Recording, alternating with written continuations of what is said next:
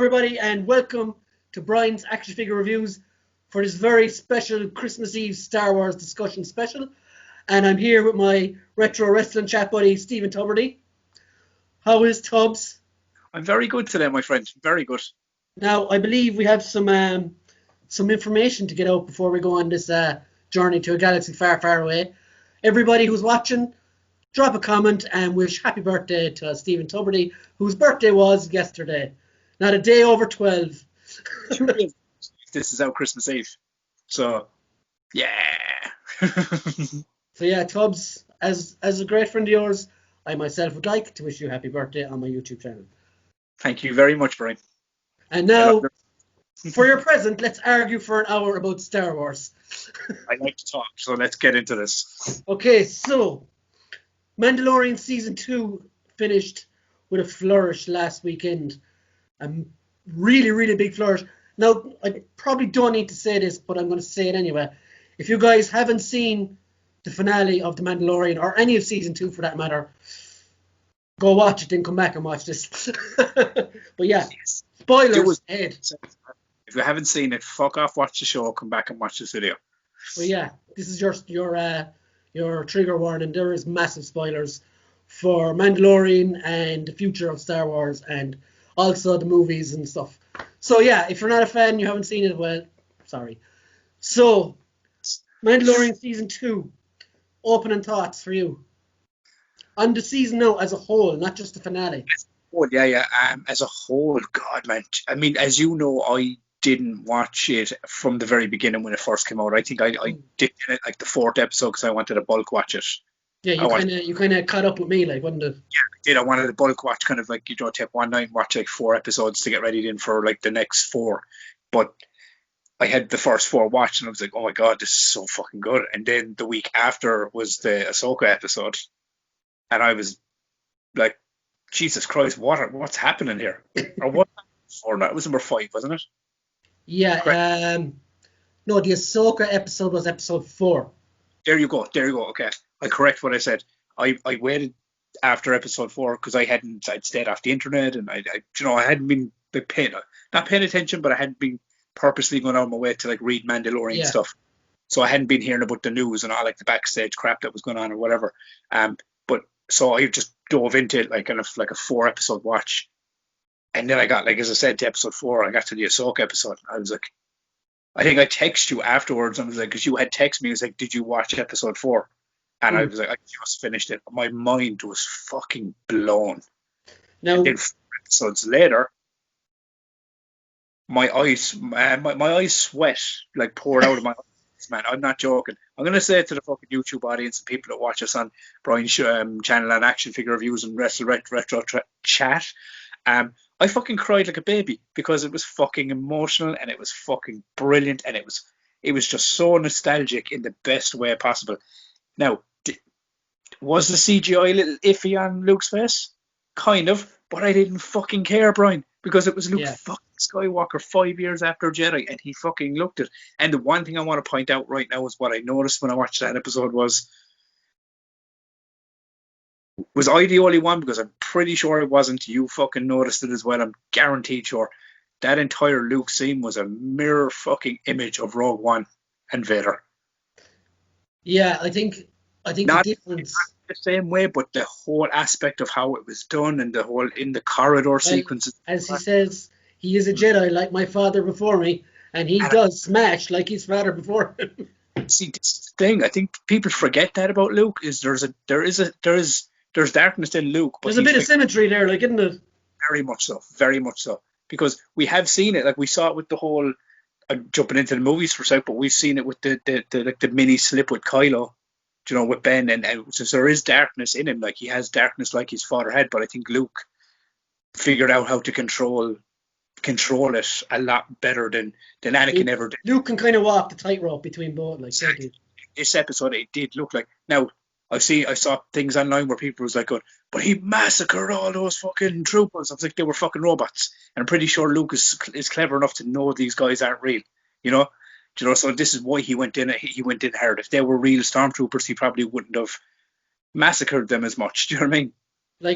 Like for me, like when I saw the X-Wing, right, my my point of view on it. When I saw the X-wing, I was like, I didn't get it at first. I'm gonna be honest about it, right? Yeah. Then you see the green lightsaber, and then you see the black glove, and you're like, no fucking way. But then when he like crunched up that last fucking trooper, I was like, wait a second, this mightn't be Luke because that's like a dark side power, isn't it? Yeah. And then when he came in and took off the hood, I was like, okay.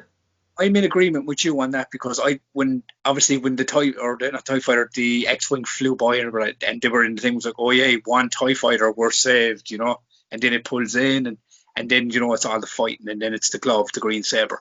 Like when all that stuff was happening, I think I was like you. I think in my head I knew it was Luke, but in my brain I was going, no fucking way, this has to be it. Like they fooled me, man. Even though they were showing me the green saber, they were showing me the black hand, they showed me the fucking doing a TIE fighter. Or I keep saying TIE fighter, the X-wing. They showed me all these things to go like, no, it's Luke. No, it's actually Luke. My brain was going, there's no fucking way. This has to be like Ezra, or this could be fucking like another Jedi that we haven't. Maybe it's a new Jedi. My brain was going like that. A lot of people were speculating that it could have been Cal Kestis from Jedi Fallen Order. That was the case. I wouldn't have been pissed at that either. But I genuinely think, and from just me, do you know what I mean? Because I think, look, when you look at these things, or you can read online about people reacting to it, or people bitching and moaning and everything else, right? You can get mad into the fandom if you want to. But me personally, looking at this, now, the season in general was fucking like the opening episode where it was done like a pure, like Space Rangers type episode, it was fucking Western, like fighting the fucking the sand dragon and all this kind of, that was fucking epic, and all the Boba Fett stuff, and and one thing that fucking surprised me in this season, because everyone that knows us knows we're wrestling fans. Sasha Banks was going to show up in this season. I was like, oh, I wonder if she's going to be any good. And then she came out as Casca Reeve. Yeah, she's Bo-Katan's sidekick, as they were slagging. And I swear to God, man, I mean, I know she only was like a tiny bit in the episode where they first meet. I think it was episode 3 where they first meet them. But in this episode, I think I was surprised at how much like dialogue and screen time she got. Like well, to be fair, like she didn't do any worse than Gina Carano. And to be fair, Gina Carano was fucking brilliant as well in this. That whole thing I actually thought she was worse this season than the last season. Do you? Yeah, I don't know. Like that episode where they're on the forest planet, where Mando meets her in season 1, and she gives her backstory. I thought, wow, she's fucking really come on since Deadpool 2 or Deadpool 1 she was in actually. But I thought she really went backwards this season for some reason. I don't know why. I mean, I wouldn't. I don't even think backwards. I just think that because this one filled in a lot more characters and there's a lot more story arc going on, and she became like, do you know what I mean? She kind of was like, I want to say pushed to the back, but I think she got a lot of her kind of arc out of the not arc, but a lot of her screen time in season 1, and she was there to help this season. So she didn't have a lot to do this season. It was the same with I call him Apollo Creed the entire time I see him, because that's what he is. He's always been Apollo Creed to me. But every time he was only in this for like 1 episode, and he directed that episode as well.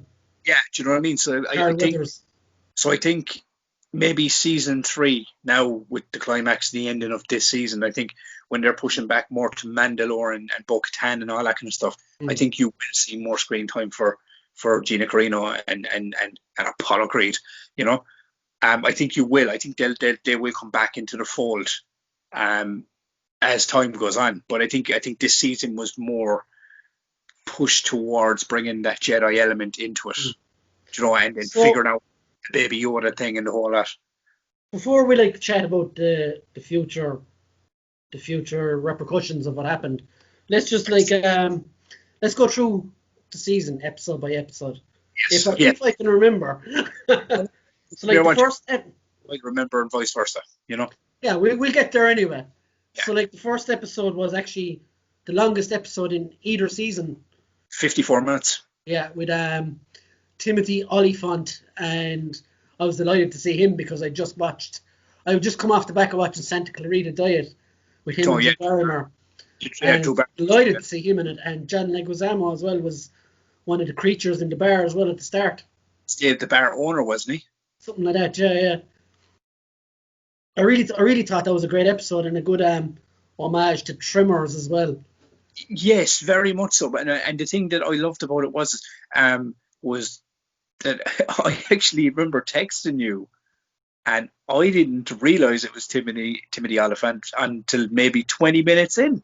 Did something weird with his face, and I was like, "Is that Mickey from Scream 2?" Yes. And then I was I like, almost forget he was in that. obviously he's gotten a lot grayer and older now, but and then I was kind of going, Jesus Christ. And then when I realized who it was, I was like, oh, I like this guy, and I was engaged in his character a lot more than. Um, but it was brilliant, man. It was yeah. Episode 1 for me was one of those. I think they led with the longest episode to like in a weird way to kind of, because there's a long time between these shows. Now, let's be honest, we live in a digital era where if you wanted to, you could binge watch it the week before it comes out. But I think it was to fill in kind of like where the characters are, and like and get you kind of on that journey again. Do you know what I mean? They give you that extra bit of time to kind of like be reacquainted with Mando, and the universe that he's in. And there was a nice callback to A New Hope in this as well, because Yeah. if you remember correctly, is it when the Sand People are attacking the droids? Obi-Wan, Alec Guinness at the time, Yes. uses the noise of a crate dragon to scare the Tuscan Raiders away, and the crate dragon is what they fought at the end of that. This is what this show, like. I mean, one of the lads said to me is like, I was reading something the other day, and it was one of the comments I was reading was it was like, oh, I think the Mandalorian has jumped the shark with this season. I was like, lads, I mean, and look, it goes back to, we're not going to get into that because this is not a fucking It's a conversation. sci-fi show about space wizards, so anyway. No, yeah, but it's not. No, the point I'm making is it's one of those things is where like lads, if I was to be honest to God, I heard so much people give out about the last trilogy about, oh, it killed Star Wars, bull, and then people now are kind of going, oh, the Mandalorian is killing Star Wars, and I was kind of going, lads, I don't know what show you're watching, but this has reinvested my interest in the land that was far, far away in the galaxy. It really has, man. It has invested my interest, and I'm loving it all over again, because not only is it a brand new take, not only is it like giving, like as you said, you figure out what that call Alec Guinness did in the original New Hope. You figure out what the fuck that was for. You see this dragon in this fucking episode. So you're going, oh my God, that's I already. got an even more obscure one for you. You Yeah, know when they kill the dragon and they find this like white bowling ball inside the dragon? yeah, So in Knights of the Old Republic, Star Wars game from BioWare, you fight a crate dragon as well. And when you yes. kill him, you get this fucking crate dragon emerald pearl thing inside him. And basically that's what the Tuscan Raiders took from the actual crate dragon in the show as well. Yeah, because that's what Stuff they like would. that is fucking mind blowing, I think. But even the whole sequence of like leaning into how solid the Beskar armor is when he like went inside the dragon. Everyone was like, oh my God. And then he just blows that thing to fucking Kingdom Come, there was so many good moments in it, man. And then it was like, seeing Timothy Oliphant come out like wearing the Boba Fett Yeah, we uniform. didn't even talk about that. Like he comes out, and that's the first time you see him. He's in the Boba Fett uniform, and you're kind of going like, wait a minute. Did you think it was him when he came out? Like instantly, I was kind of going, oh my God. But then I was kind of going, He looks wrong. I was like, wait, yeah, that's why it didn't look like him. And it was like, it just the costume under it didn't look like Boba's,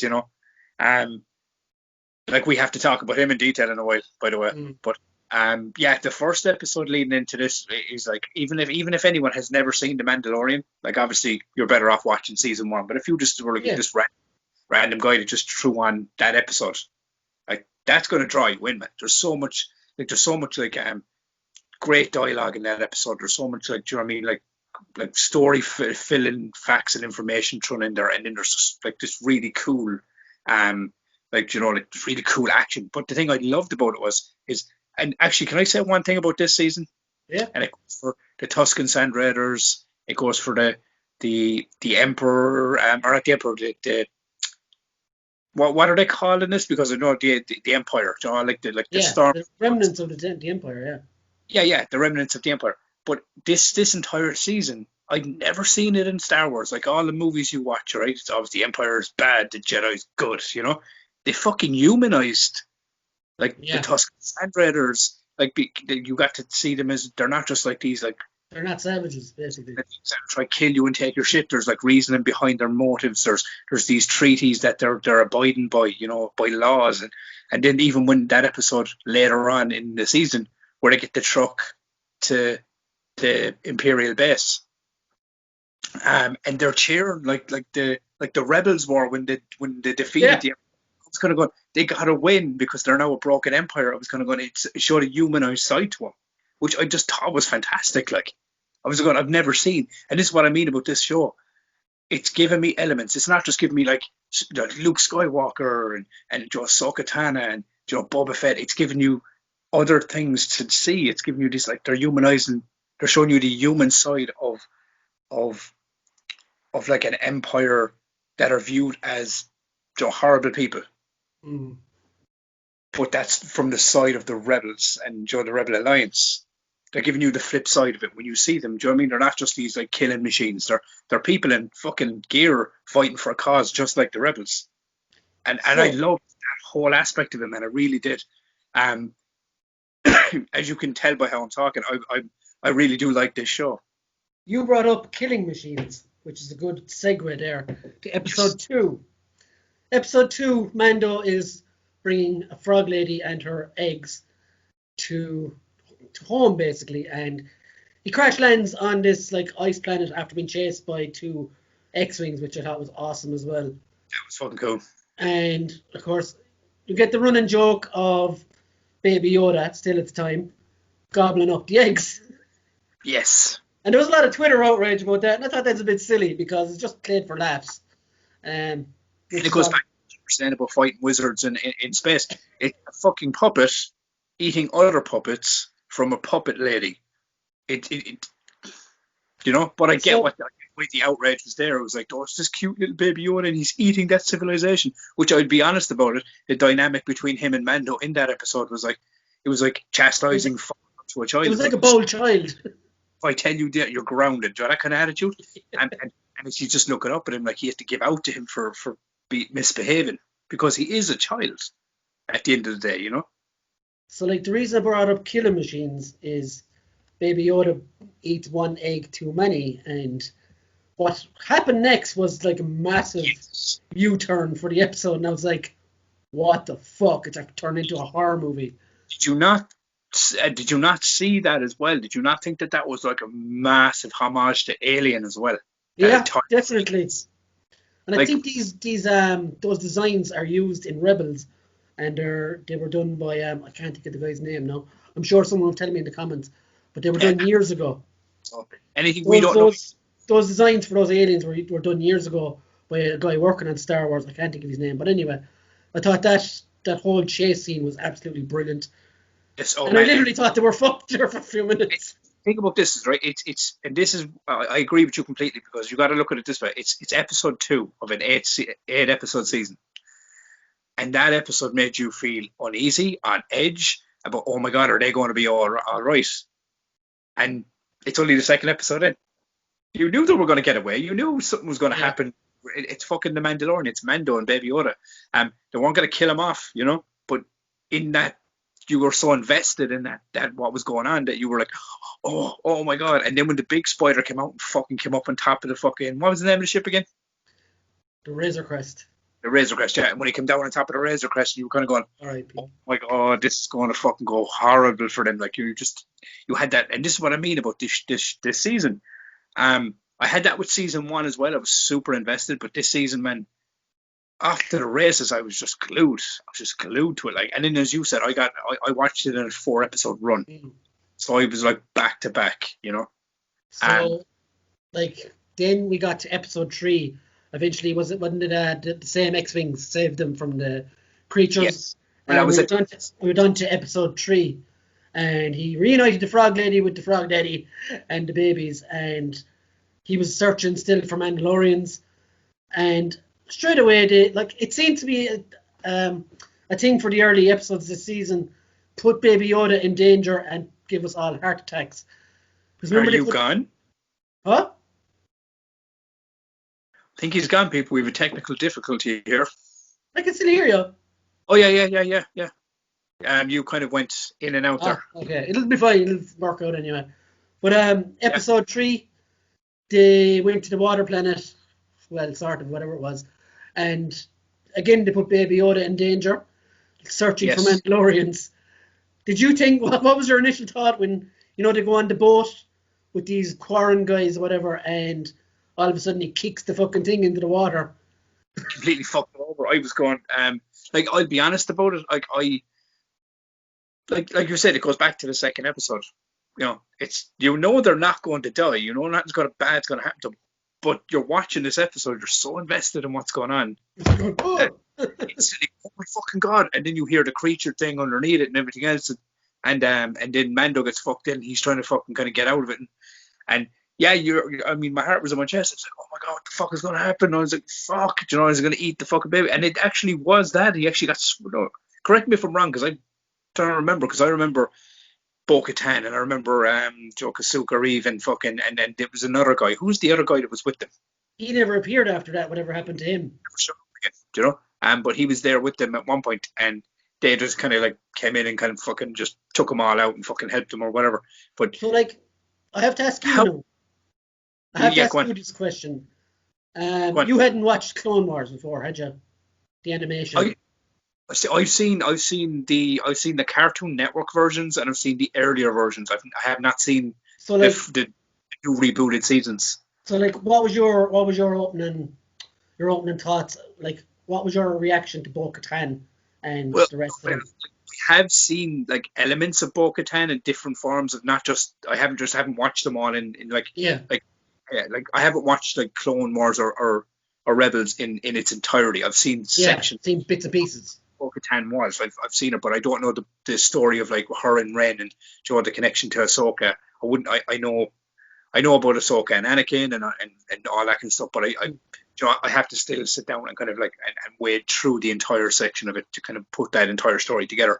But I knew Katie Sackhoff played or did the voice of Bo-Katan in the show, so to see her show up in live action as the same character blew my fucking mind. For even the little tiny sections I'd seen her in, because I'd only seen small bits. I had never seen like an entire episode. It was only like bits on YouTube here and there, But yeah, I thought she was fantastic in it. I really did. I think she holds herself really, really well in that role. Yeah. And that person that hasn't seen the entirety of Clone Wars, like the newer versions of the seasons and stuff, because they did have a run before that. Do you remember they rebooted it and they did it? They did it last season, yeah. Yeah, I had seen the earlier stuff. Like the Cartoon Network, they had that 2-parter, 3-hour mini-series thing. I know, you need to go back and watch all 5 seasons of Clone Wars on Disney Channel. The animation had still got that like shitty ponytail thing, and it was like it was Cartoon Network 2D animation. Mm-hmm. So I had, as I said, I had seen snippets of her. I'd seen sections and bits and pieces on YouTube as I was watching kind of like Star Wars videos and things like that. I come across. That's how I figured out who Ahsoka was and all that kind of stuff as I was going. But to see her like in live action, and then to see like your because as I said, I thought when Sasha Banks showed up, I genuinely thought she was playing Ren. I didn't realize it was. You thought she was playing Sabine Wren. Yeah, that's who I thought it was going to be. All right, Ahsoka, Reeve. All right, okay, basically. But and even as more so in the final episode, not more so this one, but I thought it surprised me that Sasha Banks and Katie Sackhoff had such good chemistry on screen together. I was going, that surprised me. Like, do you know what I mean? I was going, that's a win for me, because I was kind of going, I don't know if she's going to be any good in this, because she's a pro wrestler. Look, we know ourselves. Pro wrestling is 50% acting at the end of the fucking day. Yeah. Not everyone can transition it well onto the screen, but given what she was given, the part she had to play and stuff, she did it. I think she did a fantastic job. But yeah, I think Bo-Katan, as I said, and it's great for me because you obviously know a lot about that character. My head exploded when I saw her appear. And so think about this, right? If your head exploded and you've seen all of Clone Wars and Rebels and stuff, And my head exploded when I saw her, and I'd only seen snippets of her in sections. I was like, oh my god, Katie Sackhoff is fucking the character she played in the cartoon, but live action, and she looks unreal, you know? And so, yeah, so if it blew my mind, it must have fucking taken yours off your shoulder. This is what I love It was about one of this. those moments you're like, hey, I know that guy. Exactly. And then, like, as I said, when I said, it goes to like the next episode when I saw Rosaria Dawson, because there was a lot of. I was actually wrong. Episode 4 is where they go back to Cara Dune and your man, and they take out that Imperial base. That was the shortest episode, wasn't it? Yeah, that was the one Carl Weathers directed. Yeah, To I me, think that was 4 minutes that long. episode was really good, but I found it was the most filler episode of the whole lot. It genuinely seemed like it was. Okay, so we got it wrong, people. I didn't text Brian after episode 4. I texted him after episode 5. So where we go. He'll correct me, I'll correct him. It's all good. But yeah, so that was the filler one. See, I think that's why I got confused on, was it 4 or 5, because that was such a short episode in between. Yeah, I got it wrong as well. Yeah, because remember, I think we're even forgetting that, like, you know, like Mando helps them go up and take out the Imperial craft and everything, and gets them the ship. Remember the dude bit down in the fucking thing and like tried to like or he fucking like killed himself instead of being taken, which is one thing I did like about this season. It was like these fucking dudes. It happened 3 or 4 times. Like, these guys were willing to like take their own lives, then be caught by the rebellion, which kind of showed you, like, in their eyes, the rebellion were the enemy. Do you know what I mean? It was such a quick. What I loved. I think the best part of that episode was the chase coming out and then down the mountain with the speed bikes. That was fantastic. Oh, like, that was. I will say one thing. When they did that, and I loved it. I thought it looked fucking unreal.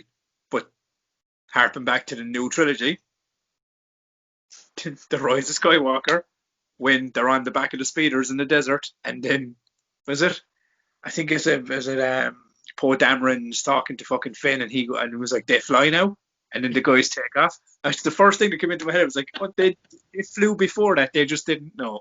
They hadn't seen it before. Like, you've seen it years later, but you know, it's fresh in this timeline. Like, but I loved it. That episode was fantastic, I thought, and even the ship coming back down, crashing down towards the docking bay place that he was having his ship repaired.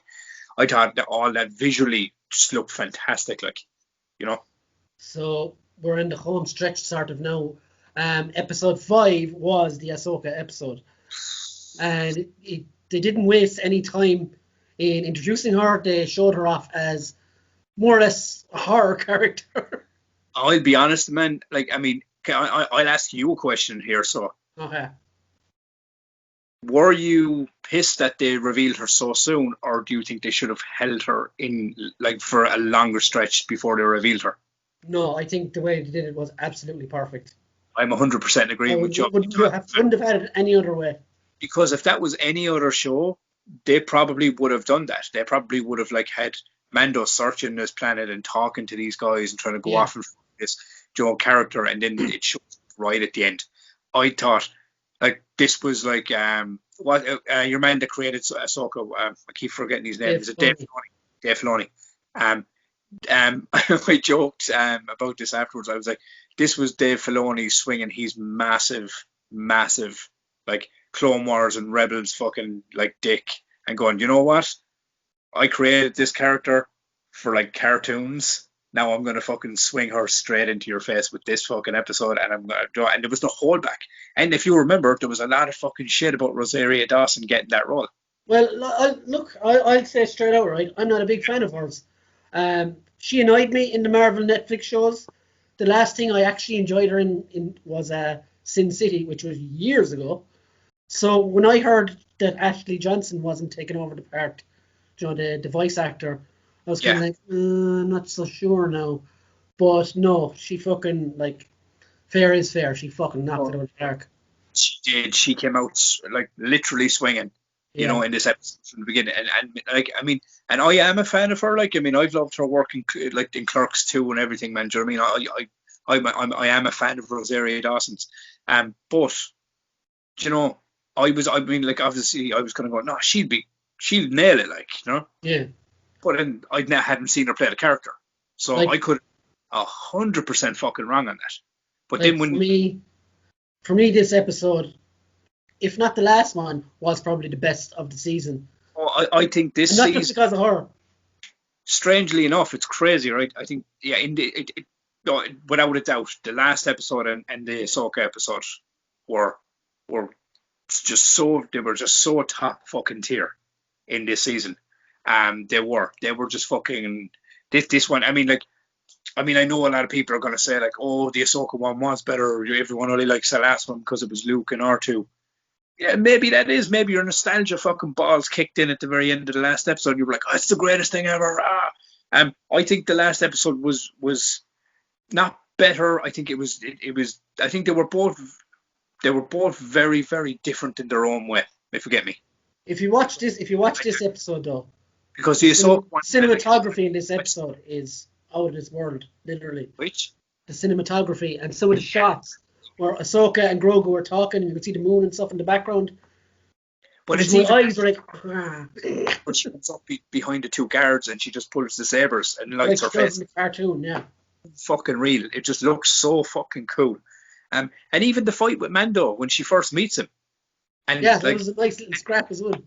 and a thing that I fucking was saying as well. If you remember, this is what I love about this fucking show: is these little tiny, as you mentioned it about the first episode, the little throwbacks, man, right? But not even directly to something, but they're showing you something new and a different way about it. Because if you remember, that trick with the wire around, who did that to fucking Luke? Oh, It's Boba Fett and Jedi, yeah. all right? And at least in this one, Ahsoka decides, all right, well, I'm not fucking falling for this shit. I'm going to spring upwards, and you're going to have to come with me. Do you know? I was going to go, that's clever. She didn't just stand there and let him lasso. She fucking decided to fucking smarten herself and like to go just make a decision to get out of it. And it added to it. But I noticed the throwback. I was like, oh my god, Boba Fett did that to Luke as well. I saw a funny thing as well, not to jump too far ahead, but they were saying that, and it kind of harps into what we were talking about a while ago about, like, not we're going to get to it in the second part, but about Boba Fett and Luke, about the whole way this season ended. Oh, they kind of cross paths on the way Yeah, out of the but it does make you ask the question. Now, Han Solo, let's be fair, it was Han Solo that knocked him into the Scarlet Pit, but it was that final fight with Luke that really, really kind of like took him off his guard, and he got caught, you know. So you're kind of wondering. I was wondering to myself afterwards, I was kind of going, are they ever going to lean into that? Like, do they ever meet up again? I reckon that'd be cool if they did. But let's get Ahsoka episode, because I just jumped off on a tangent. But what I was going to say as well about that episode is a very like a very Tarantino-esque ending to that show as well. That episode, Yes. whereas you had the two fights at the end. One was very much a western, you know, with Michael Biehn from Terminator and Aliens. Yeah. And at the same time, you had a very Kurosawa-inspired battle between Ahsoka and the Inquisitor, or whatever she was called. The Magistrate, that's what she was called. It was very Western and Eastern cinema. It's like the two things that George Lucas leaned into for Star Wars together. Yeah, but at the end of the day, when you think, I mean, if you go back to the earliest of days on it, I mean, like as you said, they're space wizards fighting with swords. It's very samurai. It's very samurai. Yeah. But that's what he placed a lot of the Jedi stuff on when he was making A New Hope, was Kurosawa. The samurais and all the guys with the guns, and then like the Han Solo, they're the gunslingers, they're the cowboys, you know, and it really did lean into it in this one, which I did. I agree with you. I love that. I love the cinematography about the two different styles. You had the one that was in with Ahsoka, and what was the Magistrate. When they were fighting, it did look like, as you were saying, like a Tarantino-esque Kill Bill type scenario. It had like it had like all the bamboo trees, and it had the water. Excuse me. And then you jump back to Mando, and it's in this dirty like street, and one's at one side, the other's the other, like it would be in an old spaghetti western. And I thought just having those two dynamics go on at the same time were really, really cool. But I think the one thing that I did love about this episode, outside of the Ahsoka stuff, and because that was top tier, I loved every single inch of all that stuff. thought Rosario Dawson did a fantastic job delivering that character. Excuse me. But what I did love about this, because I'm getting older and my daughter thinks I'm too sentimental now, or whatever, But I did love that this episode was the episode that really, really was the linchpin for that bond that was forming with Mando and Baby Yoda. And you find his name out in this episode, by the way. Grogu. You find out that, and I love that she just dropped it in there. Oh, his name's Grogu. What the fuck are you talking about? He's not Baby Yoda. No, you made that up because you didn't know his name. And you know what was crazy as well, right? He could talk to her, right? And it was kind of alluded to that he was there when Anakin did all these fucking bad shit as well. Yes. So Grogu was gone for taking a shit, and when he came back, everyone was dead. Speaking of that, it was that thing as well where when Mando was talking to Ahsoka about training him, and she drops that in about I've seen this. About Anakin. I've seen how this kind of power to the best of us. I was going to go, oh my God, she's totally talking about Anakin there, without saying his name in any way, shape, or form. I love this. But that's what I mean about the show. Is it's and you look, we're 5 episodes into the show at this point. And the thing, I mean, people, I've seen people say that about online, because that's just online. People are like, oh, there's too much nostalgia. They're weighing on nostalgia. I was like, the show is built on a fucking franchise from 40 years ago. Of course, it's going to have nostalgia. It's between timelines of trilogies and all these different acts, like scenarios that happened. They're bound to fall in and find a place within all these different shows, because this entire world has already happened. It's not like Mandalorian is just brand new in a new galaxy, It's happening within the same galaxy. Going on to episode 6, Ahsoka says she won't train him and sends him off to a Jedi artifact to sit Grogu on. Now, I thought they're not going to get here till episode 7 or 8, and this will be the end and kind of thing. But no, like within minutes of episode 6, they're landed, and he's on that fucking pedestal. And I was like, yes, no, still plenty to come.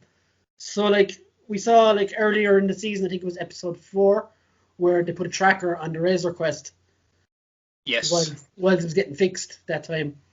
So yeah, episode 6, the Empire arrives with a battalion of stormtroopers and stuff. And then another ship appears out of nowhere, and I almost died and nearly lost my fucking shit. Did you know the Slave One straight away? Oh yeah. The minute, because if you remember, I think it was episode 1. I think we forgot to mention. He appeared at the very end of it. Yeah. He appears at the very end. As that you see him and then he disappears. So when it showed up, you were like, oh my God, he's coming for the armor. Yeah. That's what my first thought was. Obviously, he's gonna fucking go after Mando as well. So Mando's fucking screwed here. But the thing I liked about it was even though episode 5 was all about Baby Yoda and Mando bringing him to this seeing stone on top of this rock. Episode 6. No, but episode 5 was with Ahsoka, all that Yeah. One train him and all that. And then the next episode was about bringing him to this rock.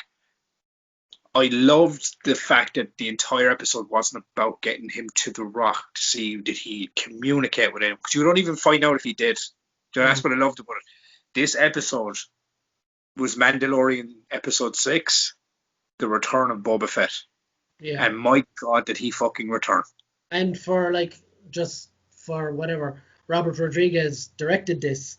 Yes. And that, when I saw that at the end, it says directed by Robert Rodriguez, I was like, yeah, that's where all that violence and viciousness came from. So, because to me, my first thought, right, you see Boba come in and he fucks up the stormtroopers, stabbing and smashing heads in and everything. And I was like, wow, this is on Disney fucking Plus, Yes, and there was at one point as well where I think that he did this, he spun the thing around and then he came back again. And he cracked that fucking helmet in half. He smashed it open, His head was fucking caved in. But the thing I loved about this was, and it just goes, you were saying as well, is it just, you can tell with the directors, you know what I mean? When they're directing different styles, obviously Dave Filoni went with a very Tarantino-esque style, gunslinger, samurai style.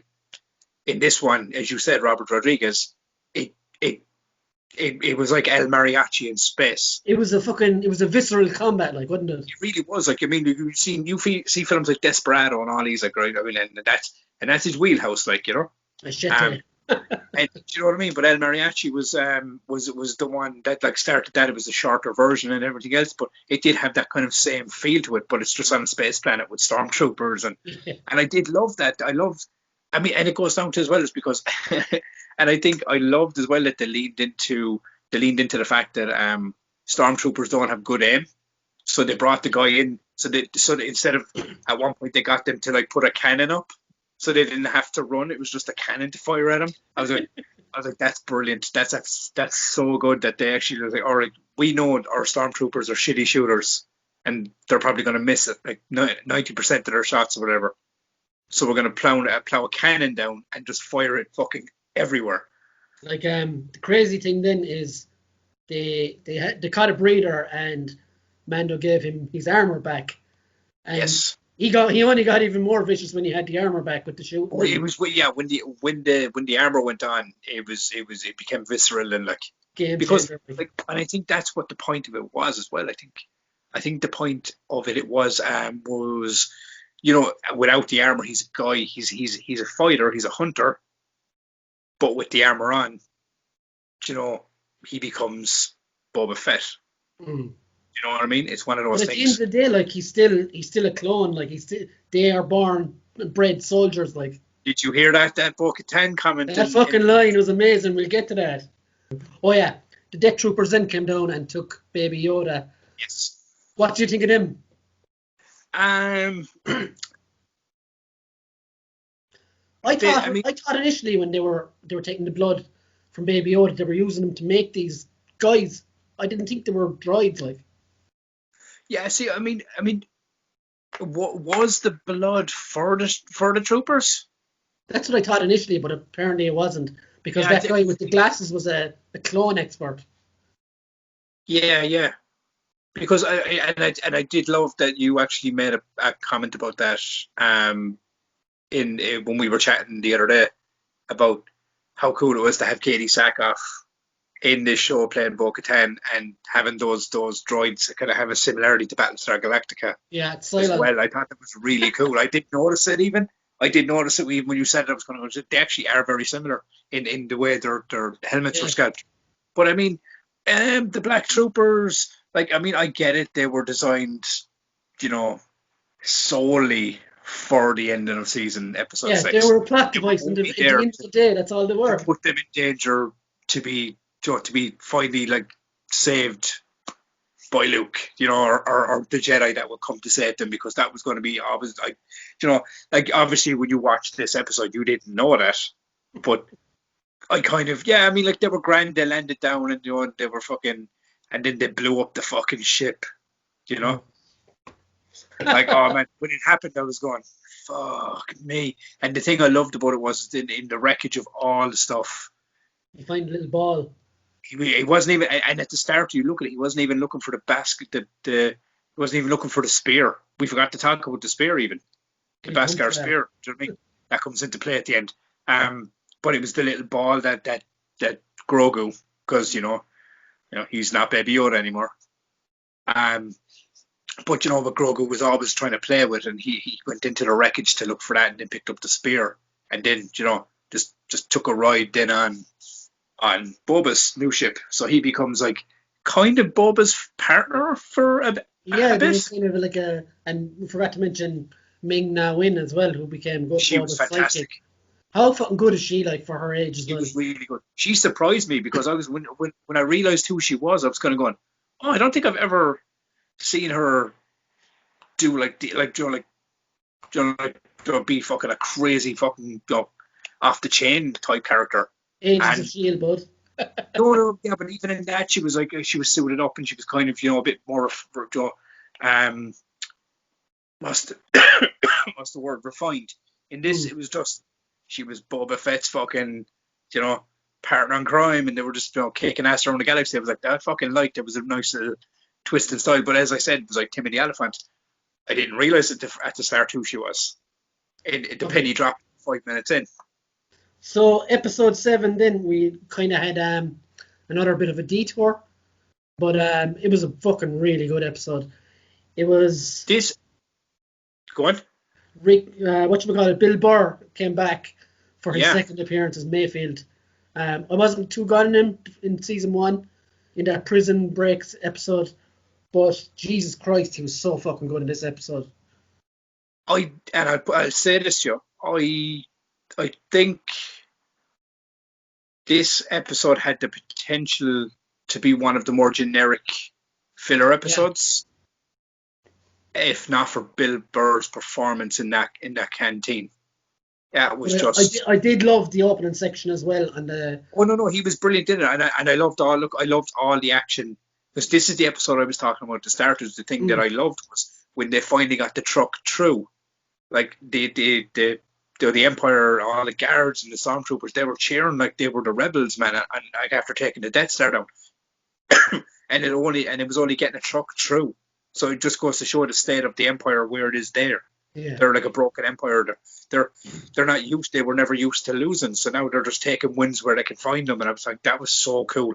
And then it was like they welcomed the two boys in, and I thought it was a little cool thing where I have to retract my statement I made to you the other day, actually, because when I watched this episode, I had texted you when you were saying, "Oh man, I was like, oh, but I think Mando needs to show less of his own face.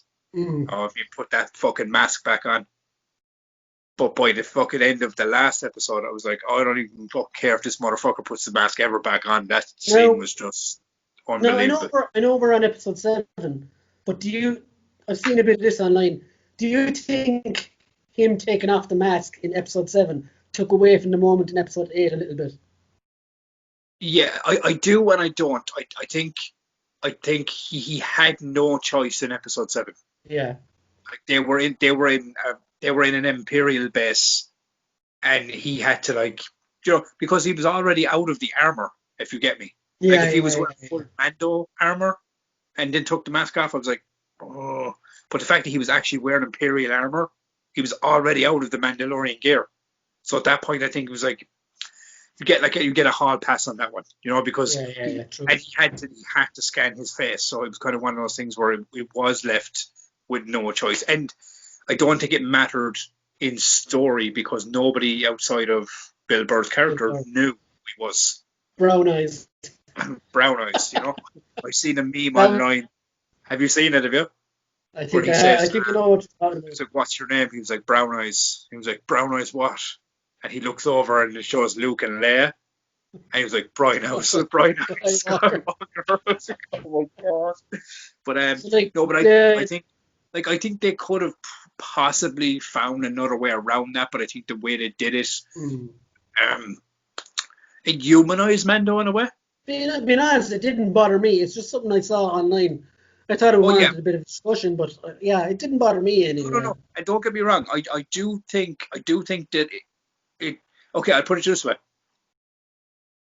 So much happened at the end of episode 8 that I think I even if I cared that he took it off in episode 7, I don't think I cared enough because I was so entranced in what I was watching, and I think that was the point.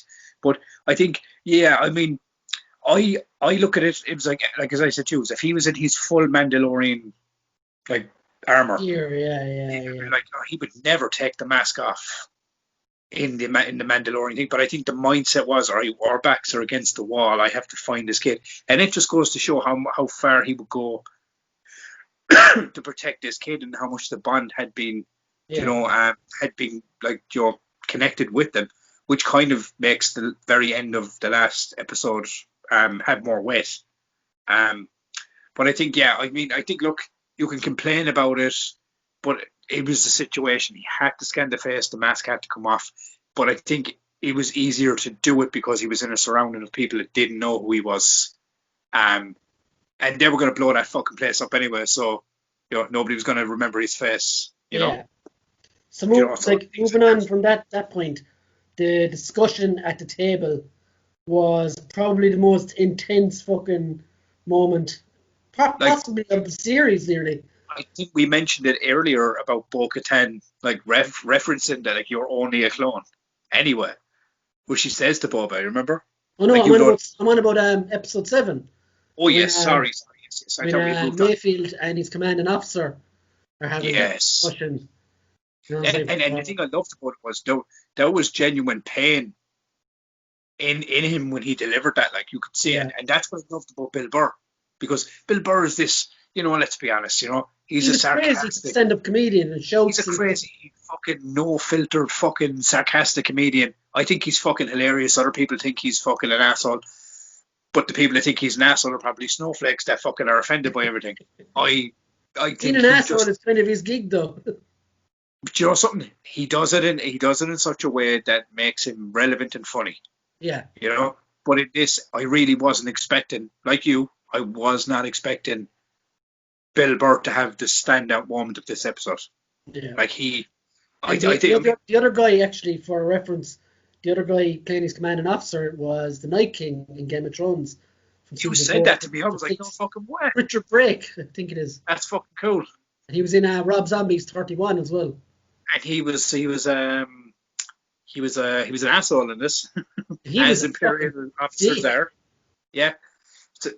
So I did like the fact that Bill Burr got that moment to take over, because you had Pascal sitting next to him, Mr. Owl Brown Eyes, and he was, and the thing I loved about it as well is another layer I don't think people recognize was when he's in the Mandalorian armor and he's the mask on, he fucking oozes confidence, man. He's so confident. He's so enforceful. Do you know what I mean? In his surroundings, but he didn't seem to have that same. He was so vulnerable in that scene.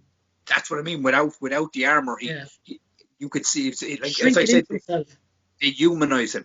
It humanizes him when he removes the mask. And I think that's why it was good to have him sit in the back for that section and not have him be the guy talk to the commander. I think it was very good to let Bill Burr let him take the reins on that one and let Mando sit back. So we've hit an hour. Let's give it a good 10 minutes on episode 8, the finale, and we'll call it a day there for this section. Okay. So episode 8, what were you expecting before it started? Like, I'll be honest about it. I was expecting it, not obviously not to go the way it went. But I was expecting it to be, they get on the ship and then they go and try rescue Joe fucking Grogu. I thought that was going to be the very, very, very end, like, episode up to it. I thought it might have come down to the fight, and with the Beskar spear and the Darksaber. I never in my wildest dreams did I think that Mando would beat him and cause that conflict with Bo-Katan and then lead into it. What I loved about it was, like, I figured it was going to be very much a thing of where they were going to go on a rescue mission and something would go down at the end, and maybe like a Jedi would show up and you'd see a saber, and then it would cut to. Yeah, that's what I said to you last week. It probably won't show who it is.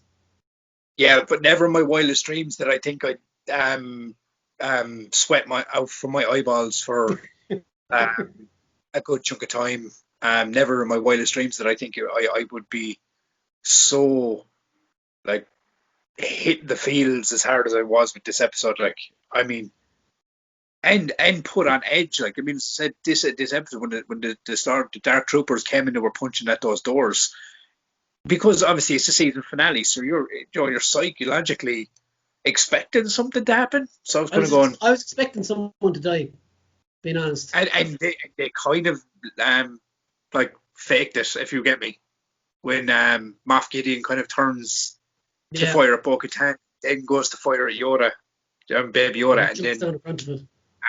Mando kind of scales in front of him.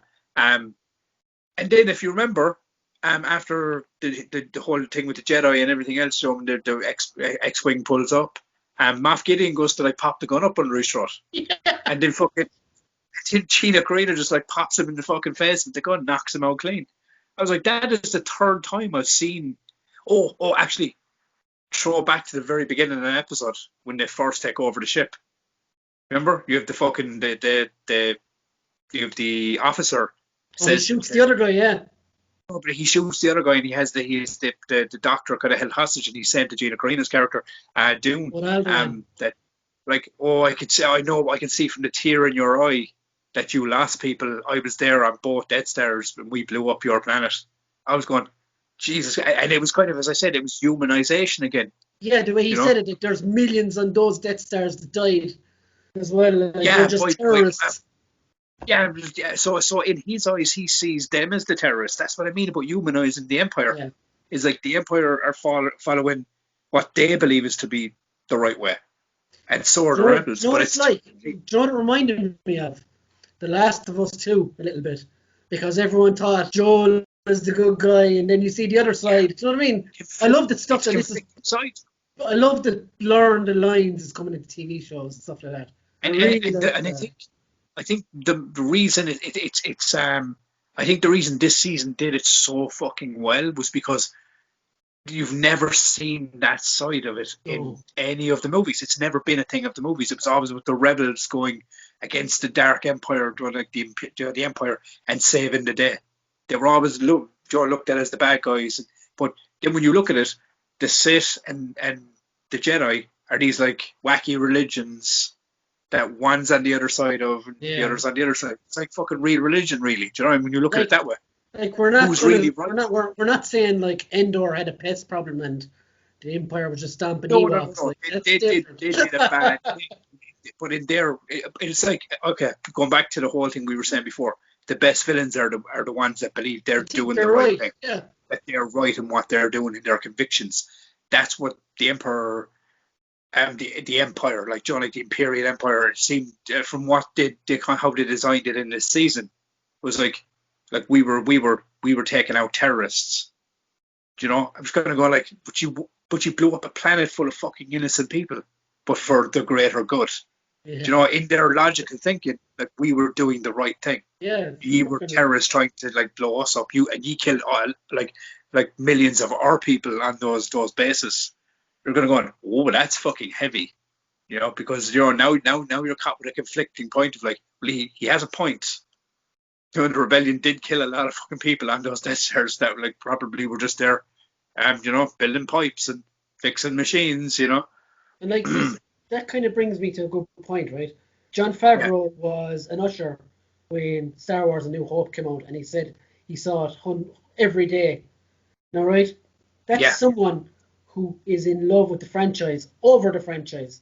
Yeah. Now, I don't want to kick you here, Tubbs, but that's why DC failed for so long, I think, is there's execs making the movies.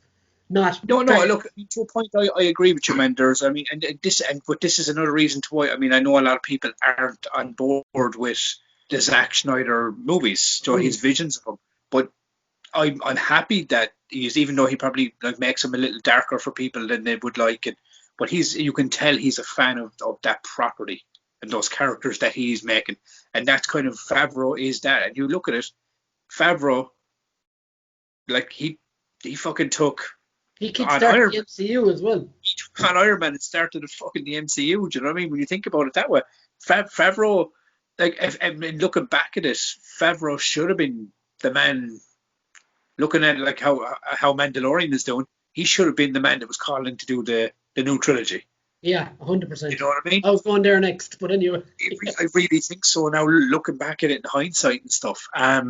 But yeah, I mean, let's finish up on Mando though. But this episode, man, was just like, it was just so fucking good. Do you know, it really was. Like I mean, I don't know. I mean, look, is any episode ever flawless? Do you know what I mean? No, of course it's not. But I think, like as I said to you a while ago, like, was the CGI perfect on Luke? No. But did I fucking care? No, because it's Luke fucking Skywalker. Like, you know? At the time when I watched it the first time, I didn't give a fuck.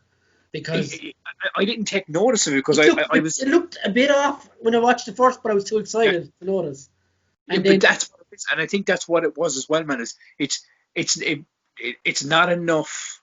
Like, I mean, look, yes, maybe look, the CGI didn't look the greatest in certain frames when you saw him, but it didn't matter, you know. Like the fact that they spliced it in with the moment of Grogu leaving Mando as well and taking And off his helmet. it wasn't even the Luke thing. I remember saying it afterwards. It was seeing Mando take the helmet off to show Grogu Just so he his could touch his face. actual face, and you see Mando with tears in his eyes, and you see Grogu being kind of scared to go away and doesn't want to leave him. And it was one of those things. It really did feel like a father trying to, knowing he has to do the right thing for his kid and send him off to be safe because he can no longer keep him safe, And it really did. And I think that section of it, man, had the because that wasn't nostalgic, if you get me, like the R2 stuff and all the Luke Skywalker, the X-Wing, that was all nostalgic as hell. And even the soundtrack sections they put in as well. That was all your nostalgia heartstrings being hit in the fucking face. Do you know what I mean? And it was like, oh man, like my ears were crying, at one point. It was ridiculous. It's like the R2 and Grogu part was cool as well because they probably know each other from years ago. This is the thing. I mean, and I think people forget that R2's been around since fucking like Anakin. He's not like 3PO. He hasn't had his memory wiped. He's seen it all. Exactly, which he's gotta suck for 3PO. Like, R2's there one day going, "Hey man, do you remember that fucking one time?" I was like, "I don't have a clue what you're speaking of." Like, oh yeah, they wiped your shit. 3PO.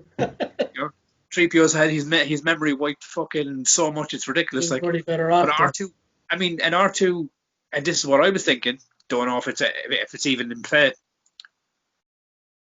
R2 would have been around for when Anakin slaughtered all those younglings. Yeah, he was. So, but the thing I did love about it was as well, if you remember back, R2 hated Yoda.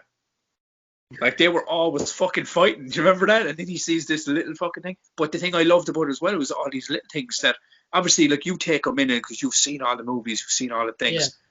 When Luke picks up, Grogu, and he's looking at him. And I was kind of going, oh, this is 5 years after Yoda died. And he was his Grand Master that trained him to become a Jedi Master.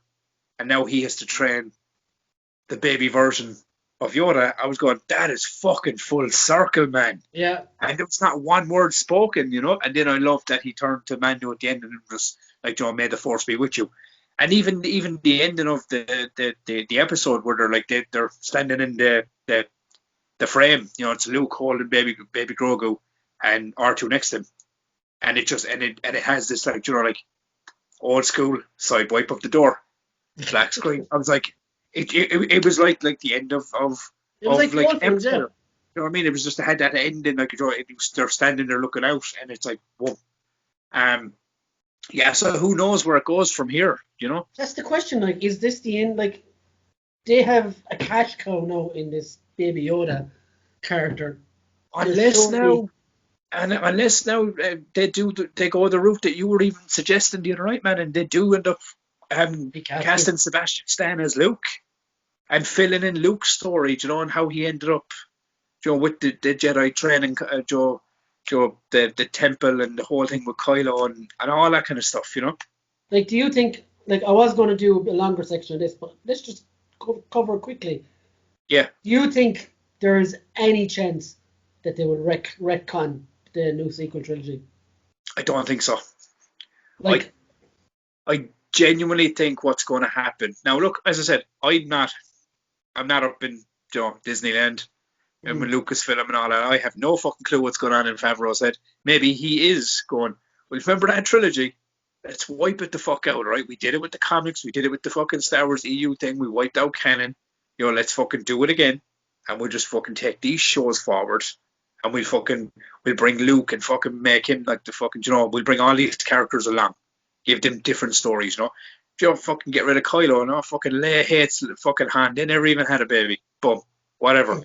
But I don't think they will. I think what's going to happen is because it's the same thing as we look at it, because even though we've all grown to have a fonder acceptance of the prequel trilogy over the years, when I sit down and I watch Revenge of the Sith, and there's lines of dialogue in there that we've made fun of several times. As a whole, I'm going, I really like that episode. I think the prequel trilogy as a trilogy makes sense. The new sequel trilogy. That's the thing, it does. The new sequel trilogy makes absolutely no fucking sense whatsoever. And this is what makes Mandalorian so much better already, is because you can tell this entire thing was planned out before they rolled the first camera. Yeah. Like, and if it wasn't the whole way planned out, they have an idea of where they're going. Like, to me, like they have an entire universe coming. Yeah. So like in the post credits we saw Boba Fett, and I love that moment so fucking much. That scene was so good. Because when I saw it, I didn't think it was. I didn't know it was going to be Jabba's palace. I just saw the two moons and steps the minute I saw them. No, but when they first started, it was the two moons and Tatooine. I was like, or the two suns, whatever. Oh, yeah. Oh, Tatooine. So then my logical brain is thinking, is this something with Luke? But no, it just swings over. It's Jabba's palace. You're kind of going, wait, what the fuck is this? An interesting one for you, right? An interesting fact. My first ever Star Wars action figure as a child, this is Brian's action figure reviews, was fucking Bib Fortuna. Yes, yeah. And when I seen him like fat as fuck, I was like, oh my god, he's still alive. And I love that, because if you remember, when Jabba was there, Jabba was so fucking big he couldn't fit on a throne. So so the platform was his throne. So obviously when Jabba got killed, they put a throne there. And I love that he ended up getting Bob Fortuna and ended up getting fucking fatter, from sitting on the throne and stuff, put on loads of weight. So I love that in the absence of Jabba and when he took over, he put a throne on the platform, it became his throne to sit, and then it just looked like something out of a fucking comic book, man. Yeah. Where Boba sits on the throne and his sidekick is sitting right next to him, drinking fucking that blue liquid, whatever it was. And then it's just starts slowly kind of panning out, and there's dead bodies lying everywhere. And it's, bang, black screen, the Book of Boba Fett, coming fucking Christmas 2001, 2021. And yeah, I mean, as I said to you, because I had tried to stay away from all the backstage stuff and all the spoilers and things, I missed the majority of all that crap that was going on with your man Pascal, with the show. So I just instantly was like, oh shit, they're making another show. It's the new Boba Fett show. I was going, I didn't even once in my head think that maybe he's taking over.